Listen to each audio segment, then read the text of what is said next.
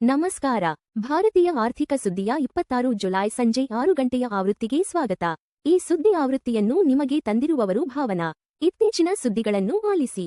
ಸೆನ್ಸೆಕ್ಸ್ 76,059.77, 332 ಪಿಟಿಎಸ್, 0.43% ಕುಸಿದಿದೆ. ಅತಿ ಹೆಚ್ಚು ಲಾಭ. ಎಚ್ಸಿಎಲ್ ಟೆಕ್ 2.11% ಏರಿಕೆಯಾಗಿದೆ. ಅತಿ ಹೆಚ್ಚು ನಷ್ಟ. ಬಜಾಜ್ ಫೈನಾನ್ಸ್ 2.60% ಕುಸಿದಿದೆ. ನಿಫ್ಟಿ 50 ಇಂದು 23,767.45, 0.43% ಆಗಿದೆ. -0.43% ಕುಸಿದಿದೆ. ಎನ್ಎಸ್ಇಯ ಅಗ್ರ 50 ಕಂಪನಿಗಳನ್ನು ಟ್ರ್ಯಾಕ್ ಮಾಡುತ್ತದೆ.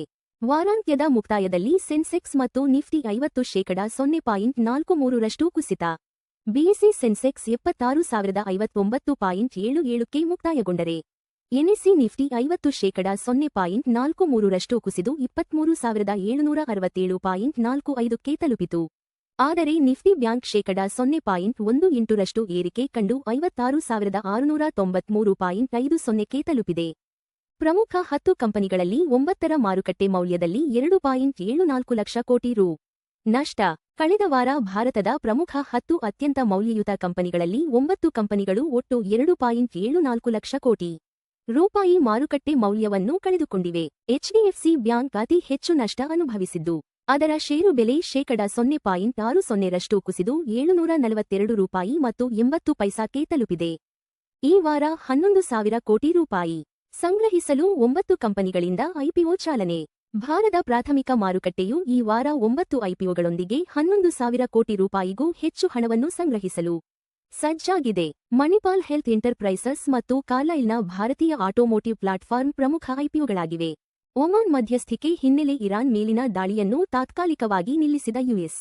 ಹಾರ್ಮುಜ್ ಜಲಸಂಧಿಯ ಸಾರಿಗೆ ಒಪ್ಪಂದಕ್ಕಾಗಿ ಒಮಾನ್ ಮಧ್ಯಸ್ಥಿಕೆ ವಹಿಸುತ್ತಿರುವ ಹಿನ್ನೆಲೆಯಲ್ಲಿ ಯುಎಸ್ ಮಿಲಿಟರಿ ಸತತ 2ನೇ ರಾತ್ರಿ ಇರಾನ್ ಮೇಲಿನ ದಾಳಿಯನ್ನು ನಿಲ್ಲಿಸಿದೆ.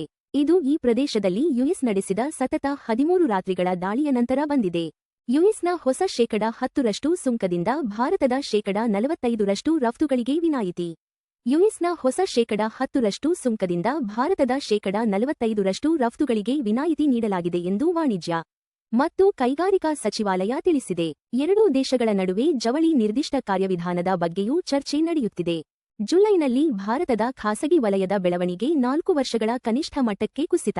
ಎಚ್ಎಸ್ಬಿಸಿ ಫ್ಲಾಶ್ ಇಂಡಿಯಾ ಪಿಎಂಇ ಪ್ರಕಾರ ಜುಲೈನಲ್ಲಿ ಭಾರತದ ಖಾಸಗಿ ವಲಯದ ಬೆಳವಣಿಗೆಯು 4 ವರ್ಷಗಳ ಕನಿಷ್ಠ ಮಟ್ಟಕ್ಕೆ ಕುಸಿದಿದೆ. ಸೇವಾ ವಲಯದಲ್ಲಿನ ದುರ್ಬಲತೆಯು ಈ ನಿಧಾನಗತಿಗೆ ಪ್ರಮುಖ ಕಾರಣವಾಗಿದೆ. ಲೋಧಾ ಡೆವಲಪರ್ಸ್ 4,100 ಕೋಟಿ ರೂಪಾಯಿ ಲಾಭ ಗಳಿಸಲು %20 ಬೆಳವಣಿಗೆಯ ಗುರಿ.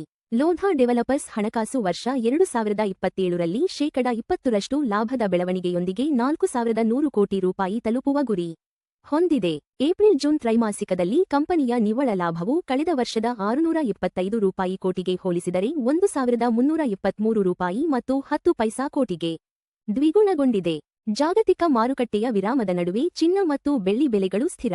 ವಾರಾಂತ್ಯದ ಮಾರುಕಟ್ಟೆ ಮುಕ್ತಾಯದ ವೇಳೆಗೆ ಚಿನ್ನದ ಬೆಲೆ ಪ್ರತಿ ಟ್ರಾಯ್ ಔನ್ಸ್ಗೆ $4,070 ಮತ್ತು 80 ಸೆಂಟ್ರಂತೆ ಸ್ಥಿರವಾಗಿತ್ತು.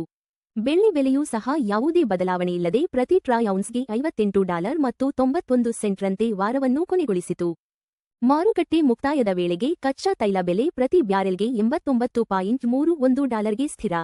ಕಚ್ಚಾ ತೈಲ ಬೆಲೆಯು ಕೊನೆಯ ವಹಿವಾಟಿನ ದಿನದಂದು ಯಾವುದೇ ಬದಲಾವಣೆಯಿಲ್ಲದೆ ಪ್ರತಿ ಬ್ಯಾರೆಲ್ಗೆ $89 ಮತ್ತು 31 ಸೆಂಟ್ಕ್ಕೆ ಸ್ಥಿರವಾಯಿತು. ಜುಲೈ ಆರಂಭದಲ್ಲಿ ಪ್ರತಿ ಬ್ಯಾರೆಲ್ಗೆ ಸುಮಾರು $82 ಮತ್ತು 49 ಸೆಂಟ್ ಇದ್ದ ತೈಲ ಬೆಲೆ ತೀವ್ರ ಏರಿಳಿತ ಕಂಡಿದೆ.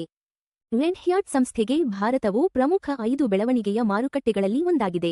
ಸಾಫ್ಟ್ವೇರ್ ಪೂರೈಕೆದಾರ ಸಂಸ್ಥೆಯಾದ ರೆಡ್ ಹ್ಯಾಟ್ ಭಾರತವು ಪ್ರಸ್ತುತ ಕಂಪನಿಯ ಜಾಗತಿಕ ಕಾರ್ಯತಂತ್ರದ ಕೇಂದ್ರದಲ್ಲಿದೆ ಎಂದು ತಿಳಿಸಿದೆ. ಜಾಗತಿಕವಾಗಿ ಅದರ ಪ್ರಮುಖ 5 ಬೆಳವಣಿಗೆಯ ಮಾರುಕಟ್ಟೆಗಳಲ್ಲಿ ಭಾರತವು ಒಂದಾಗಿ ಹೊರಹೊಮ್ಮಿದೆ. ಎಫ್ಡಿ ಬಡ್ಡಿದರಗಳು ₹3 ಕೋಟಿಗಿಂತ ಕಡಿಮೆ. Kotak Mahindra bank 7.30%, bank of Baroda 7.15%, Punjab national bank 7.10%, HDFC bank 6.60%. ಚಿನ್ನ $4,070 ಮತ್ತು 80 ಸೆಂಟ್ ಪ್ರತಿ ಟ್ರಾಯ್ ಔನ್ಸ್ಗೆ. ಅಂದಾಜು ಸಮ $1,26,324 ಪ್ರತಿ 10 ಗ್ರಾಂಗೆ. ಚಿನ್ನದ ಬೆಲೆ ಏರಿಕೆಯಾಗಿದೆ. ಹಿಂದಿನ ಮುಕ್ತಾಯ $4,070 ಮತ್ತು 80 ಸೆಂಟ್ರಿಂದ. ಚಿನ್ನದ ಬೆಲೆಗಳು ಜಾಗತಿಕ ಬೇಡಿಕೆ, ಡಾಲರ್ ಬಲ ಮತ್ತು ಹಣದುಬ್ಬರ ನಿರೀಕ್ಷೆಗಳನ್ನು ಪ್ರತಿಬಿಂಬಿಸುತ್ತವೆ. ಬೆಳ್ಳಿ $58 ಮತ್ತು 91 ಸೆಂಟ್ ಪ್ರತಿ ಟ್ರಾಯ್ ಔನ್ಸ್ಗೆ. ಅಂದಾಜು ಸಮ $1,829 ಪ್ರತಿ 10 ಗ್ರಾಂಗೆ. ಬೆಳ್ಳಿ ಬೆಲೆ ಏರಿಕೆಯಾಗಿದೆ. ಹಿಂದಿನ ಮುಕ್ತಾಯ $58 ಮತ್ತು 91 ಸೆಂಟ್ರಿಂದ. ಬೆಳ್ಳಿ ಬೆಲೆಗಳು ಕೈಗಾರಿಕಾ ಬೇಡಿಕೆ, ಸೌರಶಕ್ತಿ ಮತ್ತು ಕೇಂದ್ರ ಬ್ಯಾಂಕ್ ನೀತಿಗಳೊಂದಿಗೆ ಸಂಬಂಧ ಹೊಂದಿವೆ. WTI ಕಚ್ಚಾ ತೈಲ $89 ಮತ್ತು 31 ಸೆಂಟ್ ಪ್ರತಿ ಬ್ಯಾರಲ್ಗೆ ವಹಿವಾಟು ನಡೆಸುತ್ತಿದೆ. ತೈಲ ಬೆಲೆ ಏರಿಕೆಯಾಗಿದೆ. ಹಿಂದಿನ ಮುಕ್ತಾಯ $89 ಮತ್ತು 31 ಸೆಂಟ್ರಿಂದ. ಕಚ್ಚಾ ತೈಲ ಬೆಲೆಗಳು ಭಾರತದ ಇಂಧನ ವೆಚ್ಚ ಮತ್ತು ಹಣದುಬ್ಬರವನ್ನು ಗಣನೀಯವಾಗಿ ಪ್ರಭಾವಿಸುತ್ತವೆ. US $96 ಮತ್ತು 56 ಸೆಂಟ್ 0.33% ಭಾರತೀಯ ರೂಪಾಯಿ ವಿರುದ್ಧ ವ್ಯಾಪಾರವಾಗುತ್ತಿದೆ. ರೂಪಾಯಿ 0.33% ಬಲಗೊಂಡಿದೆ. ಹಿಂದಿನ ಮುಕ್ತಾಯ $96 ಮತ್ತು 88 ಪೈಸಾರಿಂದ. ದುರ್ಬಲ ರೂಪಾಯಿ ಆಮದು ವೆಚ್ಚವನ್ನು ಹೆಚ್ಚಿಸುತ್ತದೆ, ಆದರೆ ಐಟಿ ಮತ್ತು ಫಾರ್ಮಾ ರಫ್ತುದಾರರಿಗೆ ಪ್ರಯೋಜನವಾಗುತ್ತದೆ. LPG ಸಿಲಿಂಡರ್ ಬೆಲೆಗಳು ಪ್ರಮುಖ ನಗರಗಳು. ಚೆನ್ನೈ $957 ಮತ್ತು 50 ಪೈಸಾ, $3,106. ಬೆಂಗಳೂರು $944 ಮತ್ತು 50 ಪೈಸಾ, $3,021.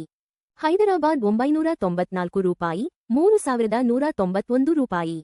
ಆಂಧ್ರಪ್ರದೇಶ $966 ಮತ್ತು 50 ಪೈಸಾ, $3,128. ಭಾರತೀಯ ಆರ್ಥಿಕ ಸುದ್ದಿ ನೋಡಿದ್ದಕ್ಕಾಗಿ ಧನ್ಯವಾದಗಳು. ಪ್ರತಿದಿನ ಬೆಳಿಗ್ಗೆ ಮತ್ತು ಸಂಜೆ 6 ಗಂಟೆಗೆ ನಮ್ಮ ಸುದ್ದಿಯನ್ನು ನೋಡುತ್ತೀರಿ. ಲೈಕ್, ಶೇರ್ ಮತ್ತು ಸಬ್ಸ್ಕ್ರೈಬ್ ಮಾಡಿ.